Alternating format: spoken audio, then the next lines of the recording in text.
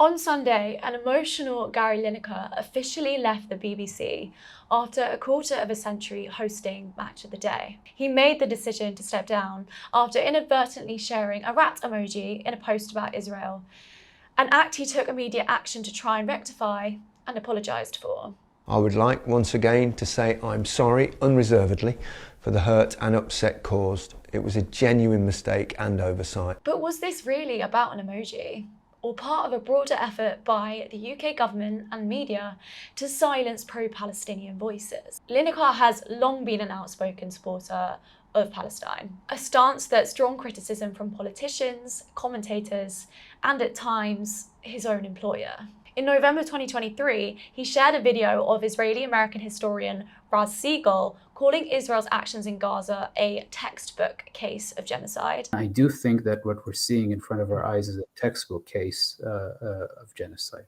The backlash was swift from BBC higher-ups and across social media. One post read, "BBC's Lineker endorses a video in which Israel is accused of textbook genocide. The taxpayers shouldn't be forced to pay for this level of ignorance. Lineker needs to get down from his self-appointed pedestal."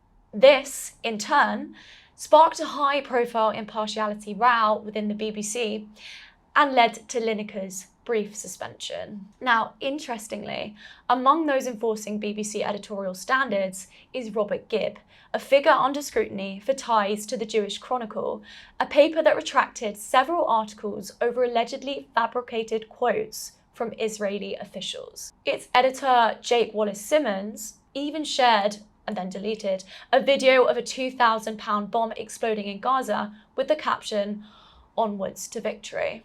The Muslim Council of Britain has raised concerns to the BBC over Gibb's pro-Israel stance, concerns that appear to have not affected the corporation's editorial leadership. The contrast is stark.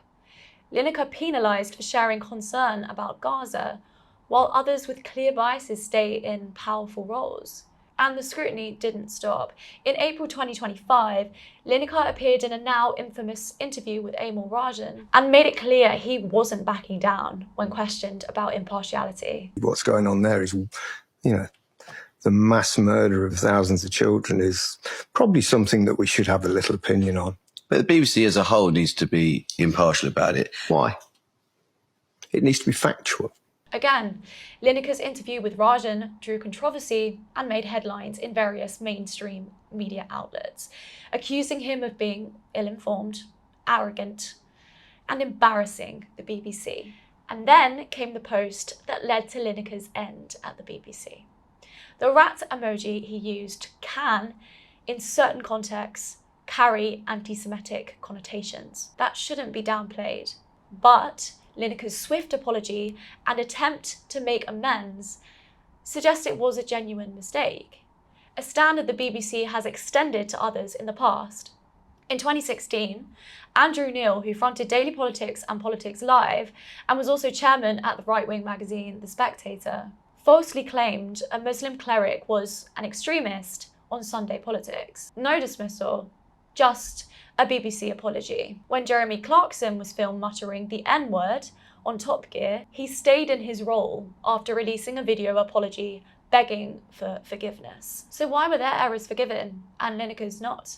The answer seems to lie in what kind of speech is considered unacceptable and who's doing the talking. Despite attempts to silence him, Lineker hasn't gone quiet.